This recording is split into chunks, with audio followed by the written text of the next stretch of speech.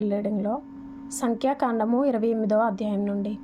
యెహోవా మోషేకు ఇలాగు సెలవిచ్చెను, నీవు ఇశ్రాయేలీయులకు ఇలాగు ఆజ్ఞాపించుము, నాకు సువాసన కలుగుటకై మీరు హోమరూపములుగా నాకు అర్పించు ఆహారమును నియామక కాలమున నా యొద్దకు తెచ్చుటకు జాగ్రత్త పడవలెను. మరియు నీవు వారికి ఇలాగూ ఆజ్ఞాపించుము, మీరు యెహోవాకు నిత్యమైన దహనబలి రూపముగా ప్రతిదినము నిర్దోషమైన ఏడాదివగు 2 మగ గొర్రెపిల్లలను అర్పింపవలెను. వాటిలో ఒక గొర్రెపిల్లను ఉదయమందు అర్పించి సాయంకాలమందు రెండవ దానిని అర్పింపవలెను. దంచి తీసిన 3 పళ్ళలోనిది పావు నూనెతో కలుపబడిన తూమెడు పిండిలో 10వ వంతు నైవేద్యము చేయవలెను. అది యెహోవాకు ఇంపైన సువాసన గల హోమముగా సీనాయి కొండ మీద నియమింపబడిన నిత్యమైన దహనబలి. ఆ మొదటి గొర్రెపిల్లతో అర్పింపవలసిన పానార్పణము 30. పరిశుద్ధ స్థలములో మద్యమును యెహోవాకు పానార్పణముగా పోయింపవలెను.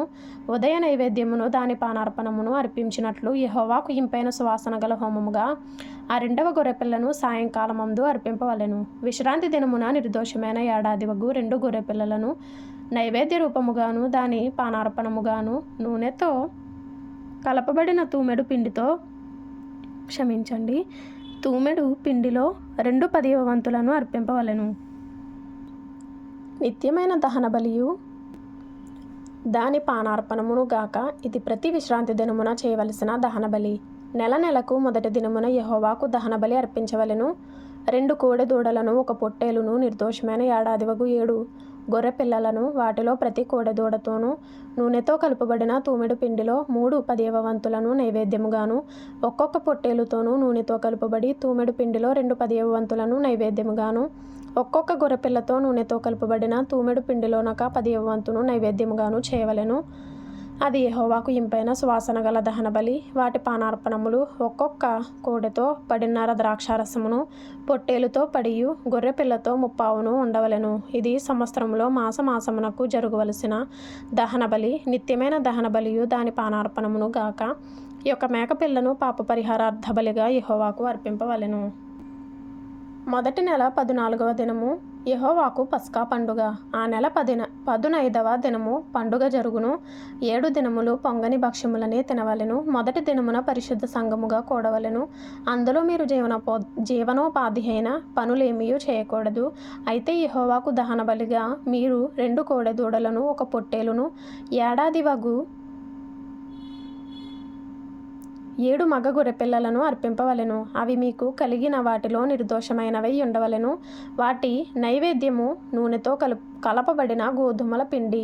ఒక్కొక్క కోడెతో తూములో 3 10వ వంతులను, పొట్టేలుతో 2 10వ వంతులను, ఆ 7 గొర్రెపిల్లలలో ఒక్కొక్క గొర్రెపిల్లతో ఒక్కొక్క 10వ వంతును మీకు ప్రాయశ్చిత్తము కలుగుటకై పాప పరిహారార్థ బలిగా 1 మేకను అర్పింపవలెను.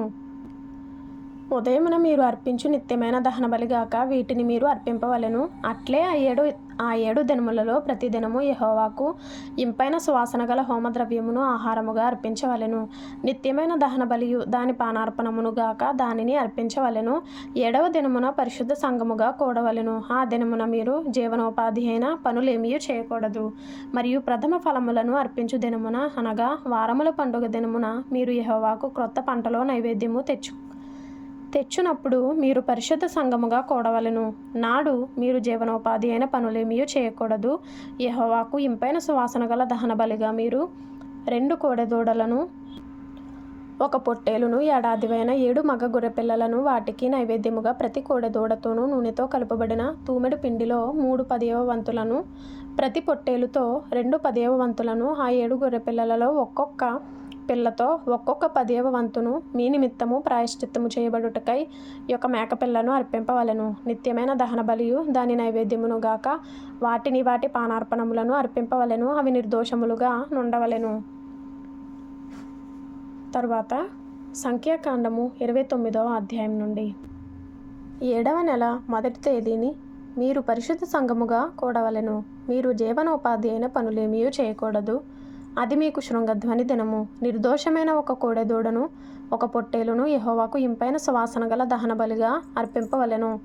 వాటి విధి ప్రకారముగా అమావాస్యకు అర్పించు దహన బలియు దాని నైవేద్యమును, నిత్యమైన దహన బలియు దాని నైవేద్యమును, వాటి పానార్పణములను గాక. మీరు నిర్దోషమైన ఏడాదివగు 7 మగ గొర్రె పిల్లలను యెహోవాకు ఇంపైన సువాసన గల దహన బలిగా అర్పింపవలెను. వాటి నైవేద్యము నూనెతో కలుపబడిన గోధుమ పిండి, ప్రతి కోడెదూడతో తూములో 3 10వ వంతులను, పొట్టేలుకు 2 10వ వంతులను, 7 గొర్రె పిల్లలలో ఒక్కొక్క పిల్లతో ఒక్కొక్క 10వ వంతును మీ నిమిత్తము ప్రాయశ్చిత్తము చేయబడుటకై పాప పరిహారార్థ బలిగా ఒక మేకపిల్లను అర్పింపవలెను.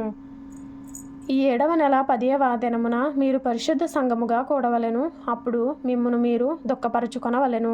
ఏ పనియు చేయకూడదు. ప్రాయశ్చిత్తము కలుగుటకై పాప పరిహారార్థ బలియు, నిత్యమైన దహన బలియు దాని నైవేద్యమును, వాటి పానార్పణములను గాక. మీరు ఒక కోడెదూడను, ఒక పొట్టేలును, ఏడాదివైన 7 గొర్రె పిల్లలను యెహోవాకు ఇంపైన సువాసన గల దహన బలిగా అర్పింపవలెను. అవి మీకున్న వాటిలో నిర్దోషమైనవి ఉండవలెను. నూనెతో కలుపబడిన పిండిని నైవేద్యముగాను, ప్రతి కోడెతో తూములో 3 10వ వంతులను, ఒక పొట్టేలుతో 2 10వ వంతులను, ఆ 7 గొర్రె పిల్లలలో ఒక్కొక్క పిల్లతో ఒక్కొక్క 10వ వంతును పాప పరిహారార్థ బలిగా ఒక మేకపిల్లను అర్పింపవలెను. మరియు 7వ నెల 15వ దినమున మీరు పరిశుద్ధ సంఘముగా కూడవలెను. అప్పుడు మీరు జీవనోపాధ్యాయ పనులేమియూ చేయక 7 దినములు యెహోవాకు పండుగ ఆచరింపవలెను. నిత్యమైన దహన బలియు దాని నైవేద్యమును, దాని పానార్పణమును గాక. యెహోవాకు ఇంపైన సువాసన గల దహన బలిగా 13 కోడె దూడలను, 2 పొట్టేళ్లను, ఏడాదివైన 14 గొర్రె పిల్లలను అర్పింపవలెను. అవి నిర్దోషమైనవై ఉండవలెను. నూనెతో కలుపబడిన గోధుమ పిండిని నైవేద్యముగాను, ఆ 13 కోడెదూడలలో ప్రతి దూడతో తూములో 3 10వ వంతులను, ఆ 2 పొట్టేళ్లలో ప్రతి పొట్టేలుతో 2 10వ వంతులను, ఆ 14 గొర్రె పిల్లలలో ప్రతి పిల్లతో ఒక్కొక్క 10వ వంతును పాప పరిహారార్థ బలిగా ఒక మేక పిల్లను అర్పింపవలెను. 2వ దినమున నిత్యమైన దహన బలియు దాని నైవేద్యమును, వాటి పానార్పణములను గాక. మీరు నిర్దోషమైన 12 కోడె దూడలను, 2 పొట్టేళ్లను, ఏడాదివైన 14 గొర్రె పిల్లలను విధి ప్రకారముగా వాటి లెక్క చొప్పున ఆ కోడెలతోనూ, పొట్టేళ్లతోనూ, గొర్రె పిల్లలతోనూ వాటి నైవేద్యమును, పానార్పణములను పాప పరిహారార్థ బలిగా ఒక మేకపిల్లను అర్పింపవలెను. 3వ దినమున నిత్యమైన దహన బలియు దాని నైవేద్యమును, దాని పానార్పణమును గాక. నిర్దోషమైన 11 కోడెలను, 2 పొట్టేళ్లను, ఏడాదివైన 14 గొర్రె పిల్లలను విధి ప్రకారముగా వాటి లెక్క చొప్పున ఆ కోడెలతోనూ, పొట్టేళ్లతోనూ, గొర్రె పిల్లలతోనూ వాటి నైవేద్యమును, పానార్పణములను పాప పరిహారార్థ బలిగా ఒక మేకపిల్లను అర్పింపవలెను. పాప పరిహారార్థ బలిగా ఒక మేక పిల్లను అర్పింపవలెను. 4వ దినమున నిత్యమైన దహన బలియు దాని నైవేద్యమును, పానార్పణమును గాక. నిర్దోషమైన 10 కోడెలను, 2 పొట్టేళ్లను, ఏడాదివైన 14 గొర్రె పిల్లలను విధి ప్రకారముగా వాటి లెక్క చొప్పున ఆ కోడెలతోనూ, పొట్టేళ్లతోనూ, గొర్రె పిల్లలతోనూ వాటి నైవేద్యమును, పానార్పణములను పాప పరిహారార్థ బలిగా ఒక మేకపిల్లను అర్పింపవలెను.